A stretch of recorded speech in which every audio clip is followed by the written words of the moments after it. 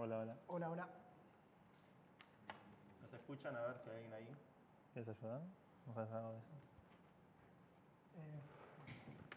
Si no, hacemos offline. If not, we go offline and that's it. With audio, please. We can also go a bit late. I'm going to check my calendar. I think my next interview is at 13:45. 45, okay. If they set up upstairs and we finish at 13:42. Sure. You have 3 minutes to walk it's there. It's going to be a crazy day today. Because I have this until 6 p.m. Wow. All right. Like oh my God. 15-minute gaps and Busy.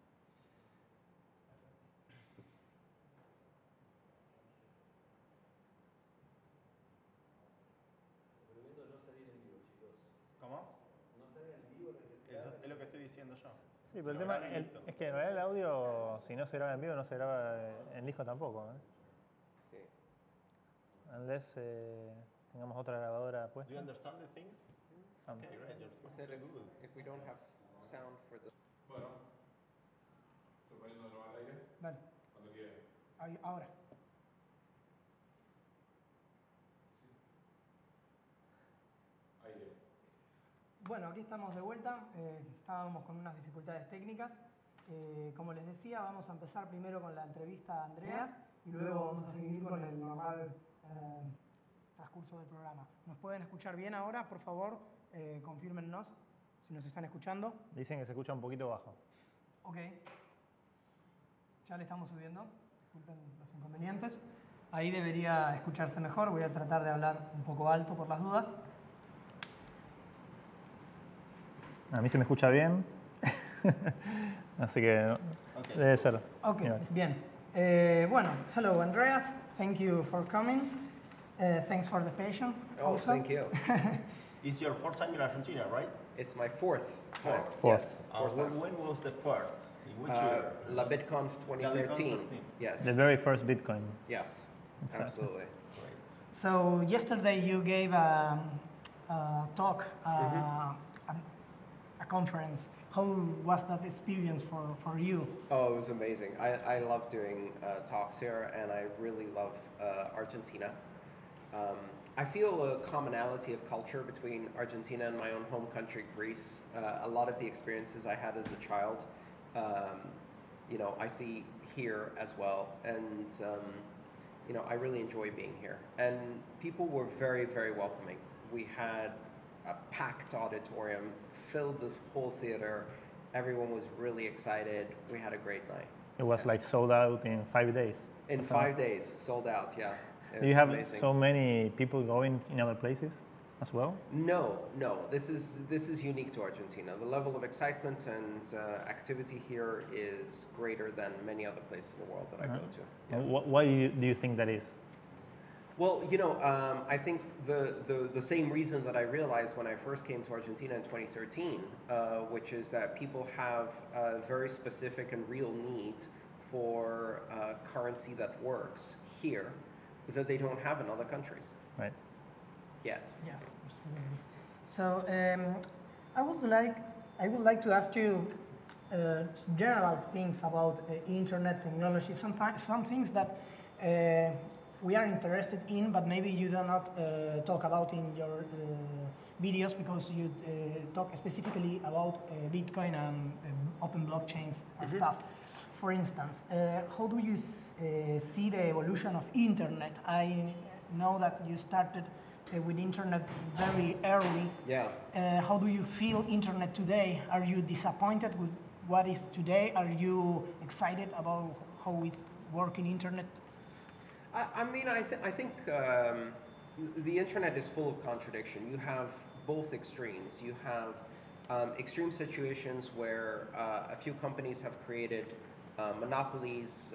They've created situations where surveillance and influence and addiction to social media has become very, very bad. Ironically, that's a message that in the United States is now beginning to be understood, and people are turning away from Facebook. And even though people love Bitcoin here, they also love their Facebook. And it shocks me. In South America, Facebook is still growing. where it's shrinking in other countries. I think the internet has become a dangerous place in some ways because we didn't have sufficient privacy and sufficient decentralization of the protocols in the early days, and companies were able to take advantage of that.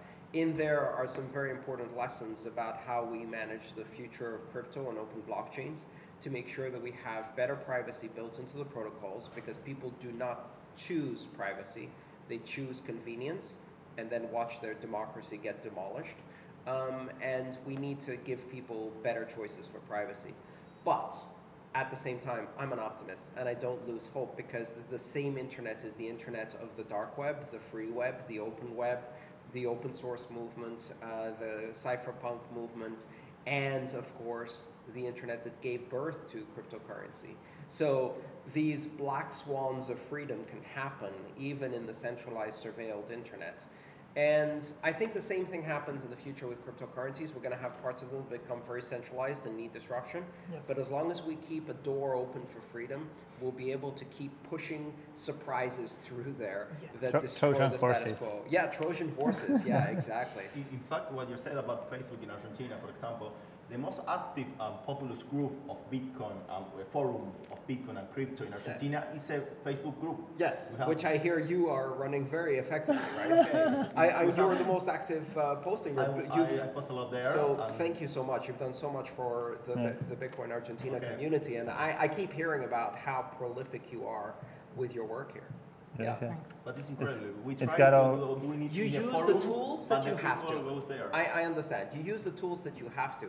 There's a broader social issue here, which is the political implications that platforms like Facebook have. But it's always a difficult choice, because if you want to be pure and ideological, you disconnect from all of those platforms and you narrowcast only through, the only libertarian DApp, and then you're speaking to no one, or you're speaking already to the people who know. So it's pointless. I have the same conversation. People tell me to quit Patreon and stop accepting fiat for my business. I'm like, well, 95% of the people I talk to are new.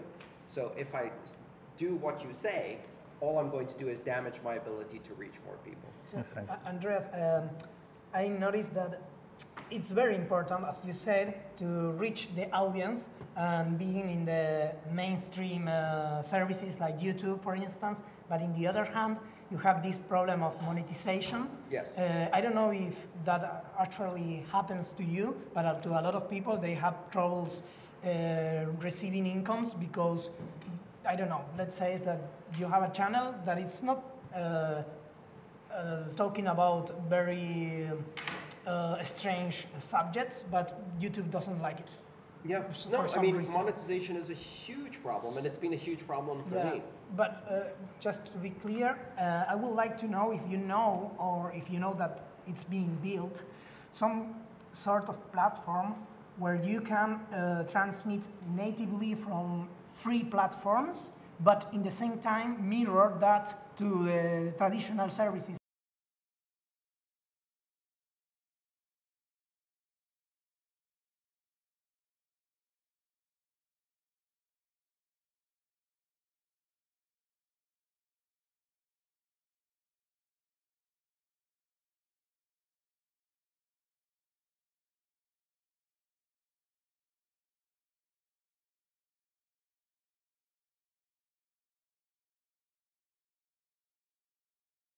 Services that you can use. One of the fundamental questions is, do you build or do you buy, right?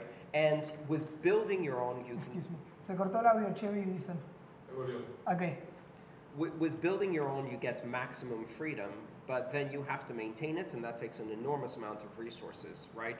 But if you buy a service from someone else, you don't have to maintain it, they keep developing it, and you can focus on what your core business is and not go into the business of managing platforms. I don't want to be in the business of managing platforms. My business is creating educational content. This is always a challenge in every business at every time.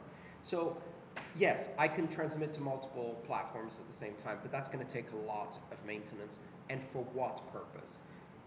Am I really changing the status quo? So this is the difficulty between ideology and pragmatism. It's a difficult question to answer. I haven't found the perfect answer yet, right? So I reluctantly use platforms like YouTube because that's where my audience is, and I need to reach that audience and reach them easily. It's already hard for them to even start discussing these topics like open blockchains. If you have to make them go to another platform, I'm never going to get out there. So let's accept that the internet has brought us an enormous amount of freedom. I mean, think about it. I have my own freaking TV station, okay? And with no funds whatsoever. I'm broadcasting to 2.5 million people a month on a shoestring budget. The only reason I can do that is because of the internet. And yes, there's a price to pay for that, but it's worth it because I'm using these tools to subvert these tools. Yesterday in the talk, you talk about the states in the future, or right now maybe, competing for getting citizens and getting an income. Yes. I mean, we have some examples, maybe Estonia, that is giving the e-residents, maybe and others, like voluntary citizenship. Yes, it happens in USA also within the states. People going to Texas because for business is better. Let's say, do you imagine a different form of tax where it's not mandatory, it's like voluntary or something like that? How do you imagine the taxes in the future? It already exists today.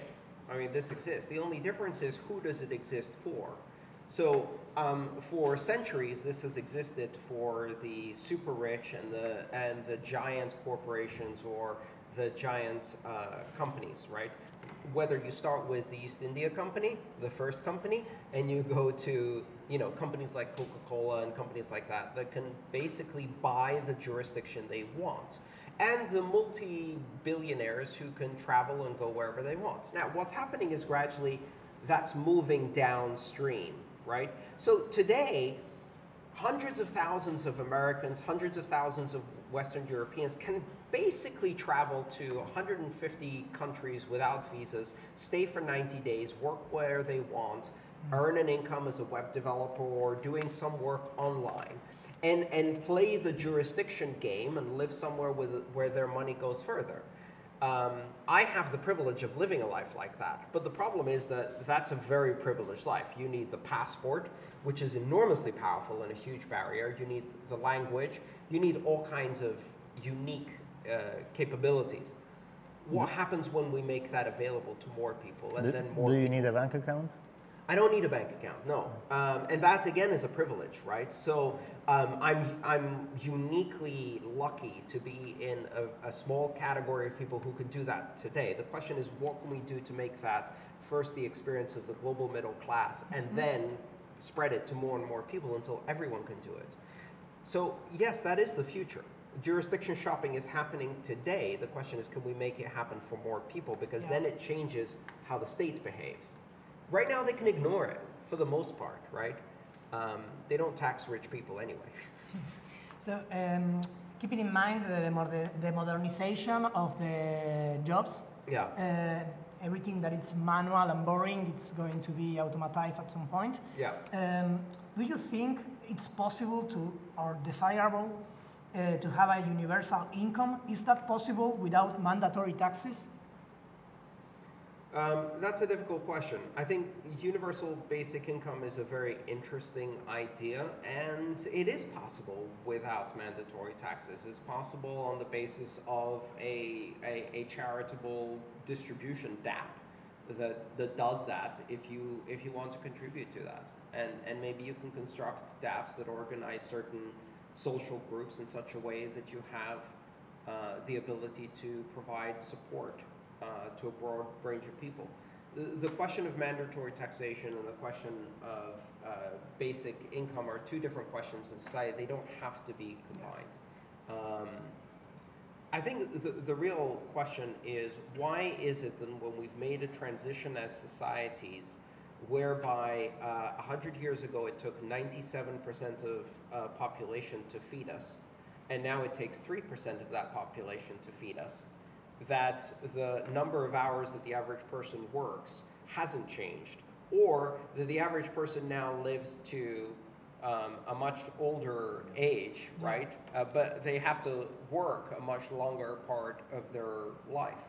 And so is quality of life shrinking? No, not really. It's expanding for more and more people, but the idea that we might be able to have robots do things leads to a very different society. So this is about the difference between scarcity economics and abundance economics. And I don't know how this plays out. All I know is that it's an anxiety that has existed for centuries. Andreas, do you know that Argentina produces food for 400 people? Million people. Million 400 people. million people. Yeah, exactly, million people. Yes. But our population is 40 million. Yes. And keeping in mind that the companies has a how do you say this, taxation of 60%, that means that we can easily give food to Everyone. 60% of 400 millions, and still we have hunger in our country, so the model is Because broken. hunger has never been a matter of availability of food, it's always been a matter of distribution of that food. Well, not never, but recently at least. We've gone past the point of the world produces more food than the world needs, and the problem is distributing that food. And it's also about the quality of the food, right? Like, you know, some of us are privileged enough to be able to have steak on a regular basis. Grass-fed steak. Yes, not just nutrient-rich food, but also healthy food, minimally processed food, fresh food. And so, again, I think it's a matter of inefficiency in distributing resources that's the problem. How do you imagine the humanity in the next decades or centuries, depending how optimistic you are, or maybe millenniums? Do you believe in the AI revolution? I mean, you know, the thing is, AI is defined as the thing that machines can't yet do, and then it's just called algorithms, right? So the things that were called AI 20 years ago, now we just call algorithms. We don't even call them machine learning because they're too stupid to be machine learning algorithms. So the word AI is a constantly moving target. AI is by definition unachievable because if it's achievable, it's just called computers. So this is the essence of a moving target. You know, the future, I think, can be weird and wonderful, or it can be a dystopian nightmare, and I think it has to do with whether we, as a species, focus more on fear or hope. I'm disappointed that in the last decade we see this worldwide movement towards being influenced by fear more, and that fear, together with economic problems, leads people to extreme ideologies. And these extreme ideologies, you know, take many different forms, but at root they're just fear-based ideologies, whether it's fascism, religious extremism, totalitarian communism, or any of the other isms. In the end, they're all based on fear. They're based on fear that other people will act badly if we let them, or that if I don't take from others, then others will take from me, and a very cynical perspective of human nature. And the problem is that's a reinforcing paradigm. I'd like to go back to some of the more ideological hope of my youth.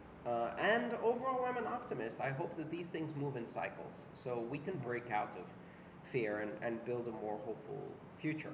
The trick is to not focus on what others are doing and to think about whether what you're building is based on hope or fear. Yes, So build things that are based on hope. Some people, for example, it's happened to me in Argentina. I have many libertarian friends, and when I talk about Bitcoin to them, they say sometimes that Bitcoin is worse from that point of view. They believe that Bitcoin will change, and they say all will be controlled because Bitcoin will one time be controlled. And I try to convince them and persuade them. They said, no, we can win this thing. Yeah. And they say, no, the state will be there and will be worse than now with Bitcoin, because they believe that Bitcoin will be controlled. And it's difficult to me to tell them, no, believe in me, we are going to make this, and we will this cash in uncensored and unstoppable. But the people thing don't is, believe that. Control is going to be the trajectory we head in, regardless of whether we use cryptocurrencies. I think one of the big fallacies that exists in the world right now is the idea that we're going to continue to have the systems we have today, and that Bitcoin is the future versus the present.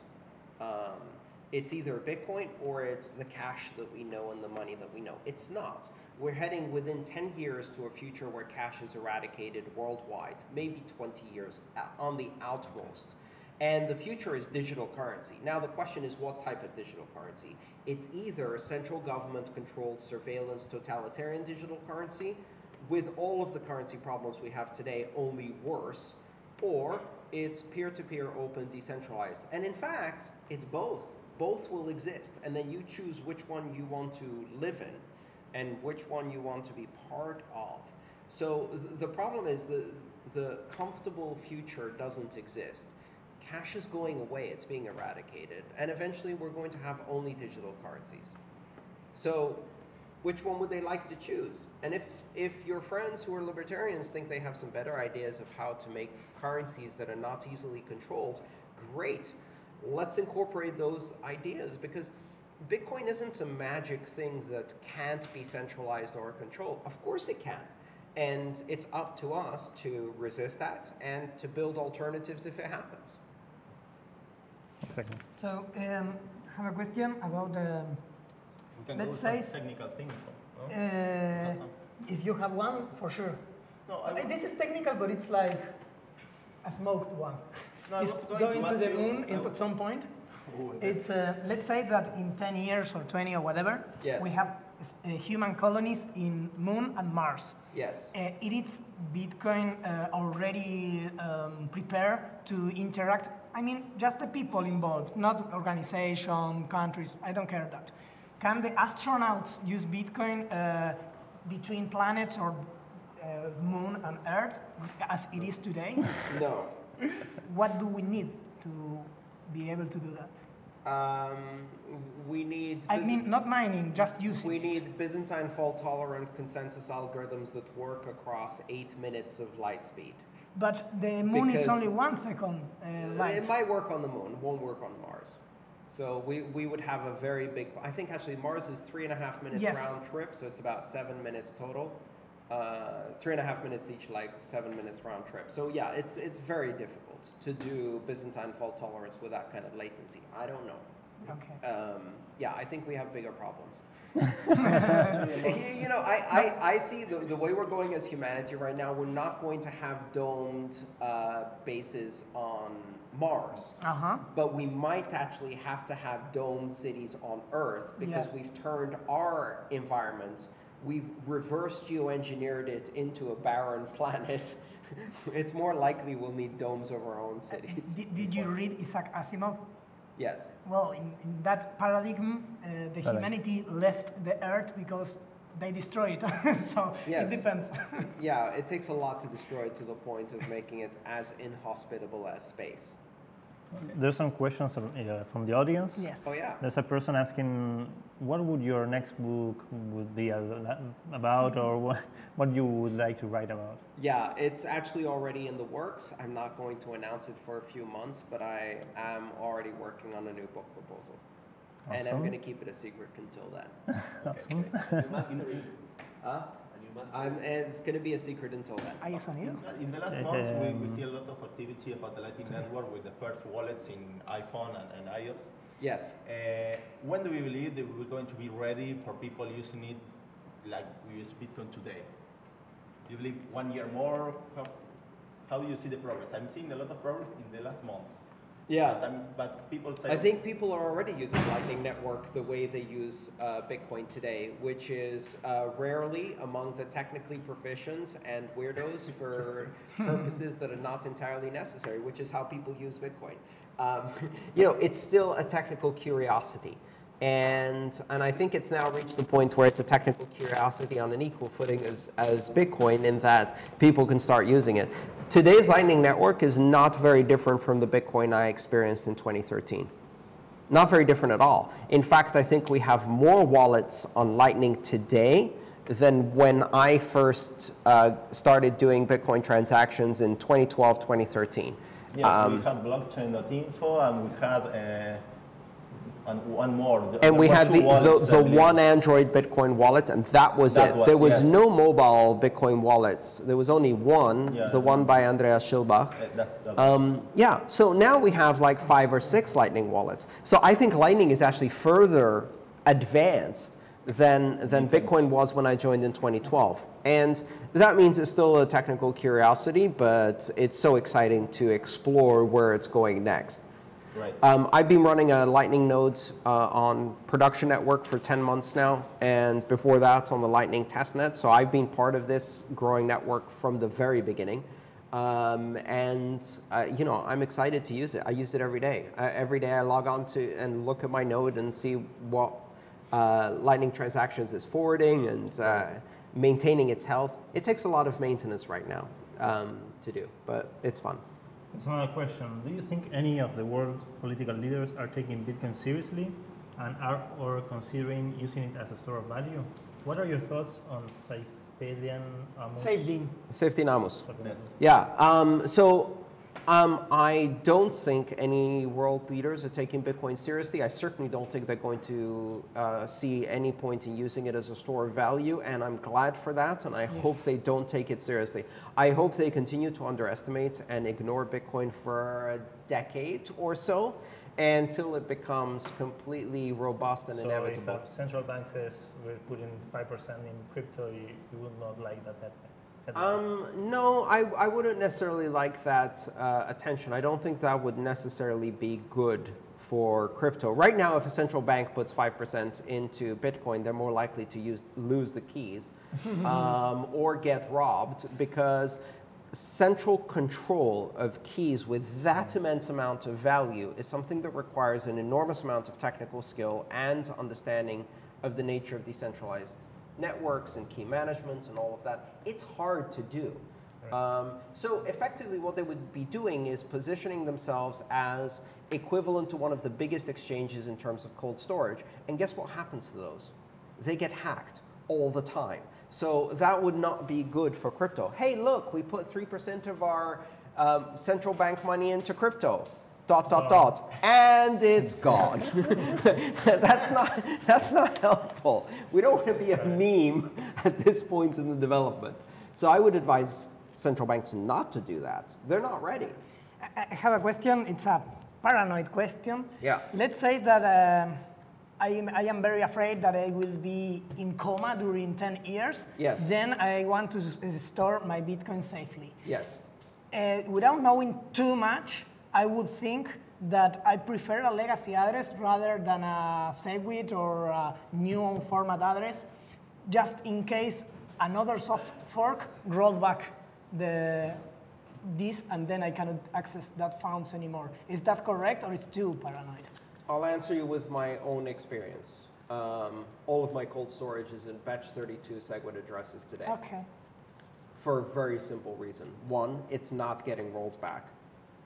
If it does get rolled back, that's going to be a discontinuous fork that's going to disrupt and eventually fork off to create another coin. And then I can decide which one I have my money on, but I'll have a common history, so I can always go back to that.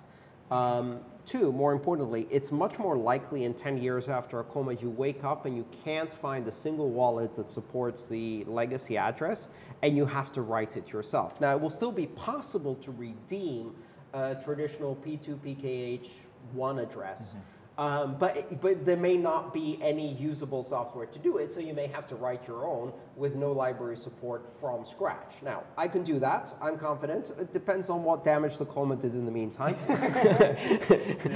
And whether I can still find a working Python interpreter, but no, wait, Python's still going to be the top language. Yeah. So yeah, that's I think a safer bet, is use the latest technology, which is more likely to be actively supported. Okay, we have 3 minutes more, I believe. I was going to ask you, what do you think about Craig Wright, Fake Toshi? Do you believe he has something, he knows who is Satoshi, some kind of relation, of everything is fake? I don't think any of that matters. I think that's a giant distraction. I don't think it matters who Satoshi is. I certainly don't want to find out who Satoshi is or have Satoshi. As I've said many times, the best thing Satoshi did was invent Bitcoin. The second best thing Satoshi did was disappear. Exactly. And I'd like it to stay that way. And you know, I don't think it's worth spending any time talking about other people. I don't talk about people, products, and companies in the space because that's not what interests me. I'm interested in ideas, I'm interested in innovation, I'm interested in technology. The rest is soap opera. And the more time we waste with soap opera, the less time we spend building stuff. So I'll leave that to other people to do. Andreas, our time is out, they are telling me, but we want to give you this present from wow. Mr. Dorian. T-shirts. T-shirts. So That's amazing. I hope it's here your you size. are. Wow. Yeah. Thank you so much. That is thanks to you. very special, Mr. Dorian. You know, Dorian would love this too. Thank And you so much. the bag, in Yes, case you want it. appreciate it. Hope to see you around in Argentina. Yes, absolutely. Thank you again. Thank you, Andreas. Thanks. Thank you. Y vamos a un corte. Continue. So, Chevy, vamos con el tape. Es cortito. Se acordó. Thank you. Thank you. Andreas. Thank you so much. Yes, Thank Andreas. you. Lovely to see you again. Gracias.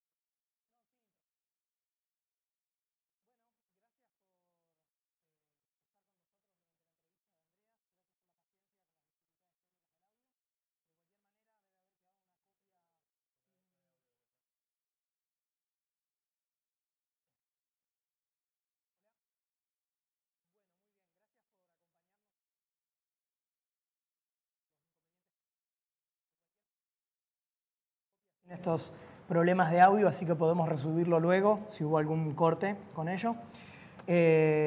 Bueno, vamos a pasar ahora sí con el programa propiamente dicho. Confírmeme que me están escuchando. ¿Alguien dijo no audio ahí? Sin audio, a ver. Acá se lamentan, dicen que la entrevista fue muy corta, pero la realidad es que Andrés está con mucha claro, actividad. exacto. Se va a pasar todo el día haciendo entrevistas, entonces No hay audio. tenía no hay audio solo igual. media Qué hora raro que no haya audio. y no tenemos audio. Sí, ahora dicen que sí. Sí, ok, bueno, muy bien. Vamos. Les decía, disculpen las dificultades técnicas. Debería quedar un registro de todo esto con el audio completo, sin los cortes, que lo podemos resubir luego. Bueno, vamos a ir con las estadísticas del día, con la primer placa de la smartbit.com.au. Te pido smartbit.com.au. Muy bien, baja. Tenemos un Bitcoin a $3.456. Estamos en el bloque 560.786 con un hash rate de 42 exahashes. Y vamos a pasar ahora a las estadísticas del mempool. No tengo las placas, ¿eh? Es la número 2. Sacaste todo antes de empezar, ¿te acordás? Sí, ok, no importa, yo lo digo. Bueno, no importa. Lo importante con el mempool es que en este momento está muy vacío, no tenemos grandes colas y por alrededor de 20 satoshis por byte están entrando muy fácilmente las transacciones sin ningún problema. Tenemos un mempool de 6 megas en este momento. Ah, perfecto. Bueno, vamos a hablar un poquito por ahí de lo que está pasando en Venezuela, ¿no es cierto? ¿Querés hacer un breve resumen mientras me acerco ahí para ¿Qué está pasarle pasando las... en Venezuela? Perdón. ¿Ya lo tenés? Políticos, Perfecto. Los temas políticos, ¿de Bitcoin está pasando algo? Bueno, tenemos varias situaciones, ¿no? Por un lado, el presidente que se autoproclama, ya desde el año 2014 venía hablando de Bitcoin por un tema de que, bueno, en Venezuela era una manera, digamos, de poder acceder a divisa extranjera, ¿no es cierto? Sí que hay algunos tweets del año 2014 diciendo, abrió una casa de cambio que se refería a Sur Bitcoin. De hecho, tuvimos a una de las personas Surbit, que trabajó para Surbitcoin, lo tuvimos acá en el NoSoySatoshi. O sea que el potencial o el que es elegido presidente por la Cámara esta es un bitcoiner o Bitcoin friendly. No me animaría a decir que es un bitcoiner, simplemente es como que, digamos, es anti-petro y ha tenido comentarios pro-bitcoin. Hay que ver. Es un no-coiner. No es un no-coiner. Exactamente. No Bien. es un no-coiner ni es un petrocoiner. Bien.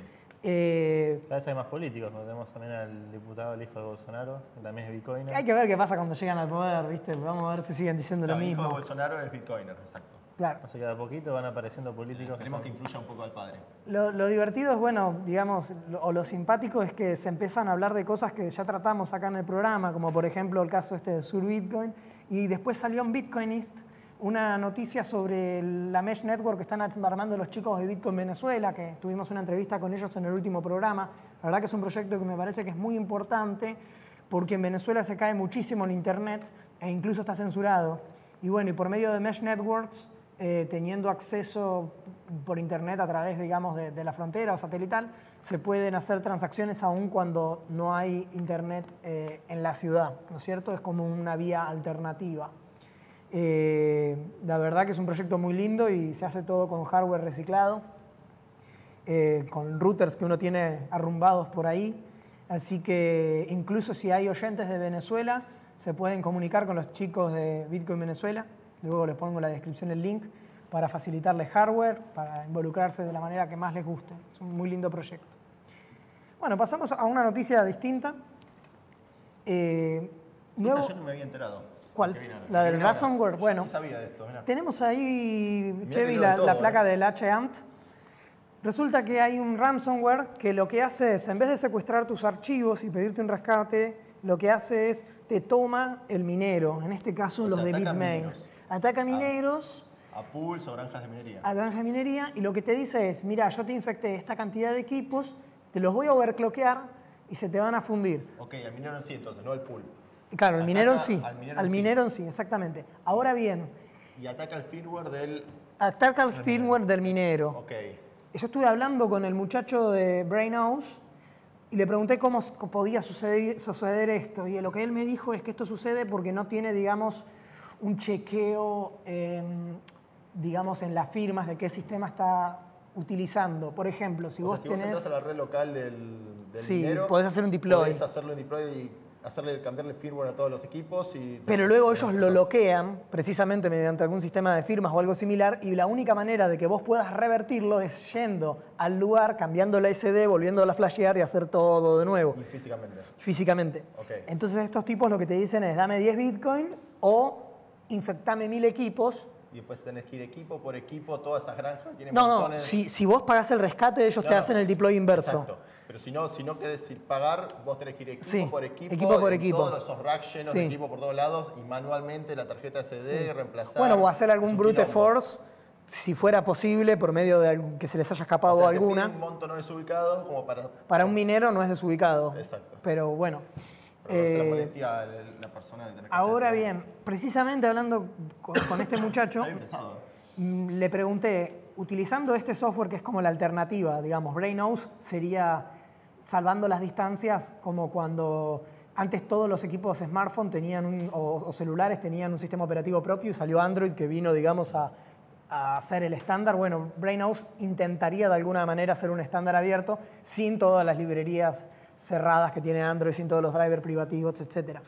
Pero básicamente le pregunté si yo tengo un minero e instalo el software de ustedes, ¿me pasaría lo mismo? A lo que él me dijo que no, porque ellos, para actualizar el firmware, tiene que estar firmado por ellos. De hecho, bueno, tenemos dos placas, la de Bitmain, donde muestra cuando descargas su firmware, y vos fíjate que ahí en la web en ningún momento te aparece el signature, el checksum, no aparece nada. Es como, bajátelo. Lo más lógico sería poner las firmas, e incluso hasta podrían embeberla en un bloque de la cadena de bloques para que si le hackean el sitio yo pueda seguir viendo cuál es la firma verdadera. O sea que en ese sentido no está muy a la altura, digamos, de lo profesional el firmware al Pero menos. además igual estoy pensando que, o sea, para lograr eso, la persona atacada, ¿cómo entras a la... Primero tenés que entrar a la red local del minero. Sí, O pues. sea, ahí estás recomprometido y después ok. Bueno, pero fíjate que no es tan necesario. Yo puedo hacerle un ataque, bueno, no yo, porque no sería lo que haría yo, pero cualquiera puede hacerle un ataque a la página de Bitmain, reemplazar el software y te bajas uno infectado, como pasó con Linux si alguien Mint. entra al servidor web de BitMain, pone otro firmware, la gente se lo va a bajar y quedas Exacto. con un firmware que puede Entonces, ir los fondos para otro lado. es muy importante que vos puedas Puede ser un ataque chequear. más importante en realidad, Claro. eso, más que esto. Claro. Más que amenazarlo con cerrarle el minero, directamente puedes hacer que el minero empiece a minar para otro lado. Entonces es importante que uno, bueno, chequee las firmas y en ese sentido este otro sistema te da las firmas. Lógicamente también tenés que, digamos, estar seguro de que esa firma es la buena, ¿no? Porque también podrían hackearte el sitio y cambiar la firma, pero ya al tener el registro de una firma que es la buena, vos podés tener muchas más precauciones, exactamente. Más allá de que el 99.9% de personas no verifica cuando baja un software si realmente coincide el hash o el signature, pero bueno, no importa. Bueno, pero digamos que alguien lo hace, en algún punto salta la ficha por algún Pero bueno lado. que tengas la posibilidad de hacerlo. Exacto. O sea, si vos querés estar seguro, podés estar seguro. Es mucho mejor eso que la nada mismo. Claro, don't trust, verify. Bueno, pasamos a la noticia del fabricante de equipos de minería, Bitfury. Anunció este miércoles un conjunto de productos de soporte de tecnología Lightning Network. Bitfury es muy raro, es una empresa rara. En una época fue uno de los principales competidores de BitMain, haciendo equipos de minería, y después es como que se quedó en el tiempo y no fue mejorando sus equipos. Y empezó a ver otras cosas. Ahora está con Lightning Network y estuvo haciendo otras cosas de blockchain para otros usos no monetarios. Siempre lanza noticias de que de pronto se va por otro lado. A veces también salgan algunas megas fumadas, como las lamparitas que minaban, que querían hacer. Pero no sé para dónde va esa empresa, la verdad. Y ahora salió con esto la Lightning Network, que no sé qué. Pero qué los pasar, mineros que no sacó investigar. hace unos meses son bastante competitivos, hasta donde entiendo. ¿Pero los están vendiendo? Yo no veo gente que los tenga. Es una buena pregunta. Habría que ver reviews de mineros. Los benchmark eran muy positivos, hasta donde yo tengo entendido. Ok, bueno, mejor, cuanto haya más gente. Podríamos hablar un poquito de lo que pasó con Namecheap y BitPay y BTC Pay Server, ¿no? En Bitcoin Argentina, que una gran cantidad de usuarios sigue quejándose del tema de BIP70. Ah, bueno, eso es el tema de que las empresas que usan los servicios de BitPay para cobrar bitcoins.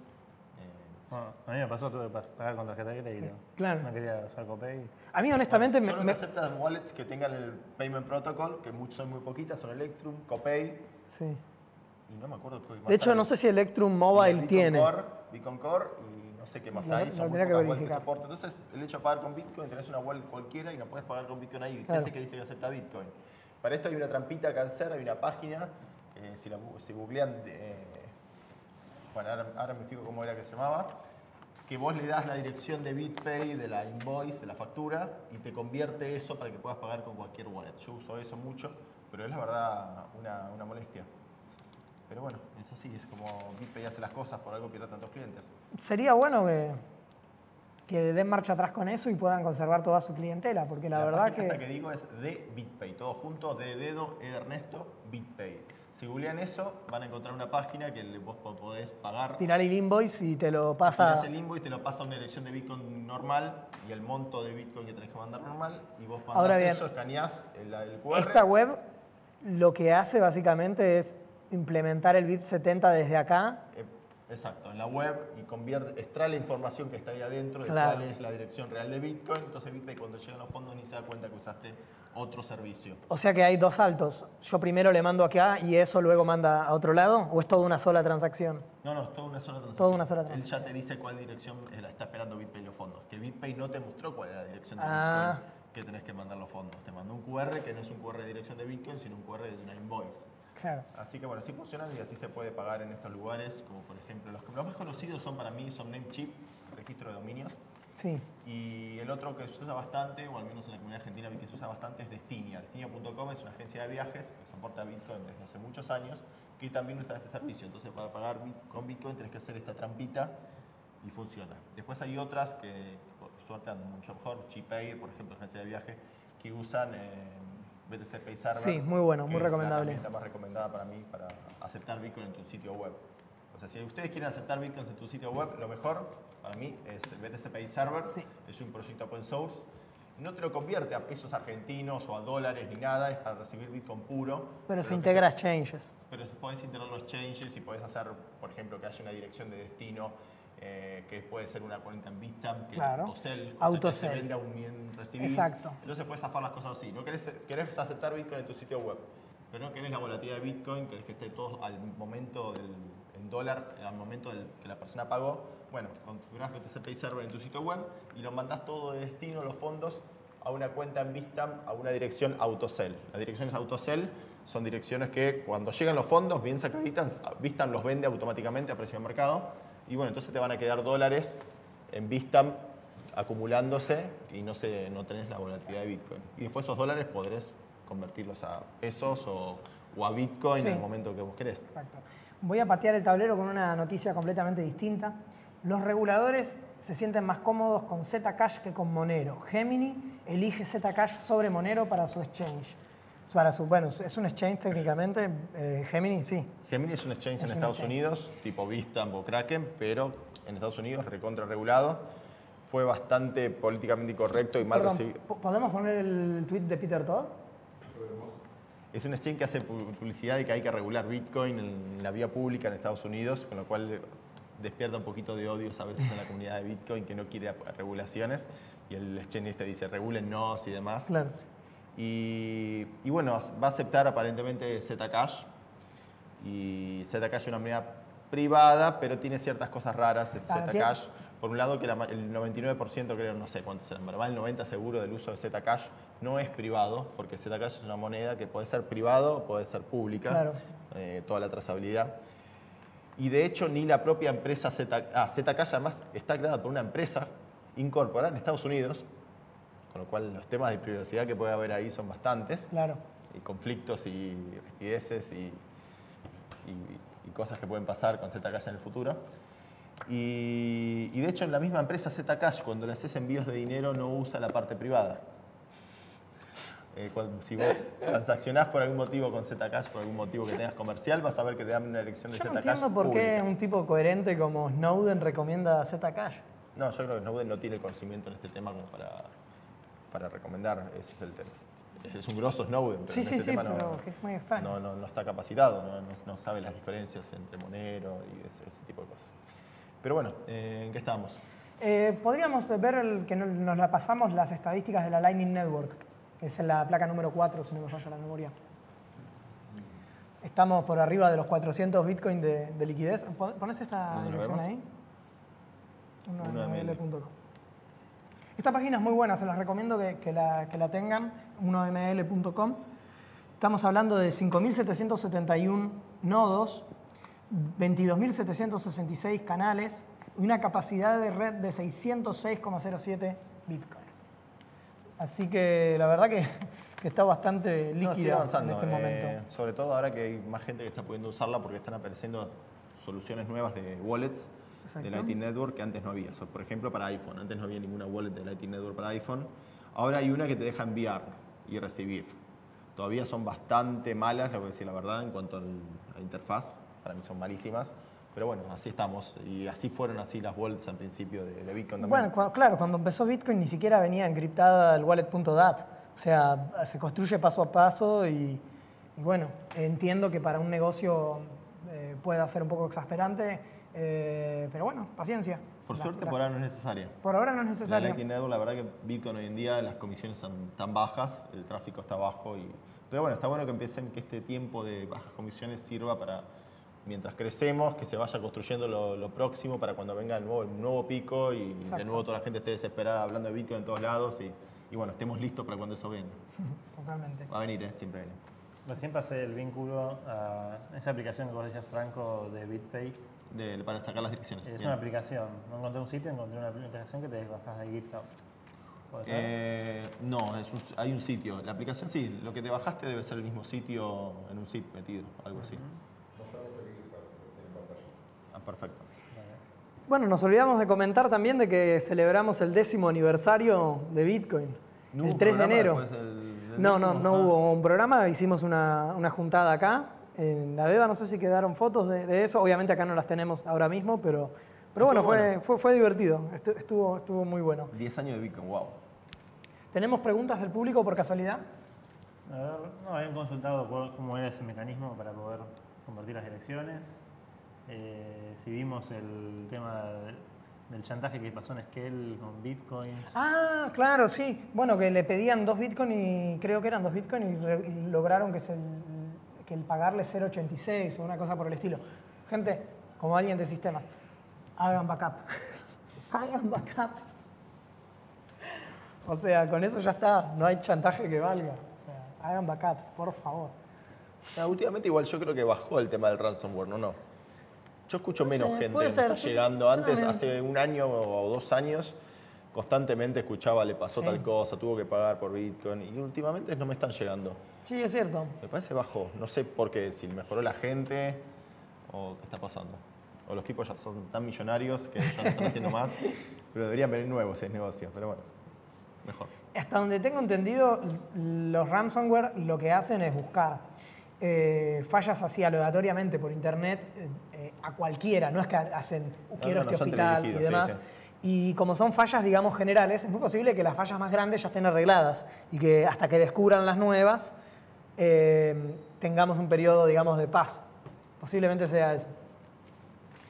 Bien, ¿tenemos algo más? ¿Alguna otra preguntita, quizá? No. Super promocionaron la de Halloween diciendo que en enero no había nadie en Buenos Aires y al final la gran fiesta fue en enero.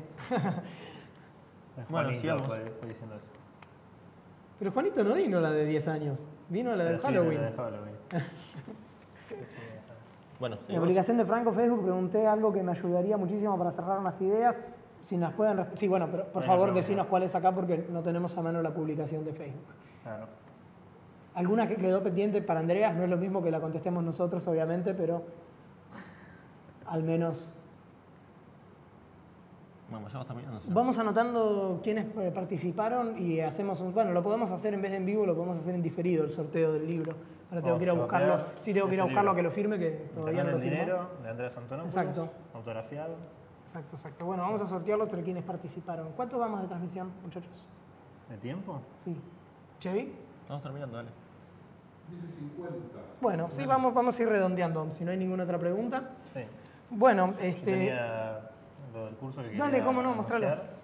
Igual no sé si está la placa ahí para mostrarlo, pero va a haber un curso de todo un día intensivo acá en el espacio Bitcoin. El 23 de febrero va a ser. Se va a cubrir, digamos, todos los temas relacionados a la criptoeconomía, digamos, desde qué es Bitcoin, qué es minería, monedas alternativas, smart contracts, todo se ve en un solo día. Y este curso va a ser gratuito. Va a ser todo un sábado. ¿Va a haber streaming? No. Ok, Que se sepa, a ver, vamos a ver si podemos solucionar la parte técnica, vale. a ver lo podemos hacer con streaming. Así los que se quieran registrar, búsquenlo, no sé si está la placa, la está mostrando, ¿no? Lo pueden buscar en Eventbrite Sí, como Bitcoin Immersion Day. perfecto. ¿Vale? Perfecto. ¿Algún otro evento que venga próximamente? ¿Alguna meetup No, importante? ¿Conferencia? terminando, no. ¿Vuelven los Crypto Mondays el mes que viene? No sé, no me No preguntan, yo no sabemos sé. Y bueno, estamos todos muy enero, como podrán ver. Sí. Muchísimas gracias a todos. Vamos a estar haciendo un sorteo. Lo podemos hacer con un Facebook Live luego, en algún momento cualquiera. Tenemos el registro de quienes participaron. Vamos a estar anunciándolo durante los próximos días. Muchísimas gracias por participar, por vernos y hasta el próximo No Soy Satoshi. Nos vemos. Adiós. Chao.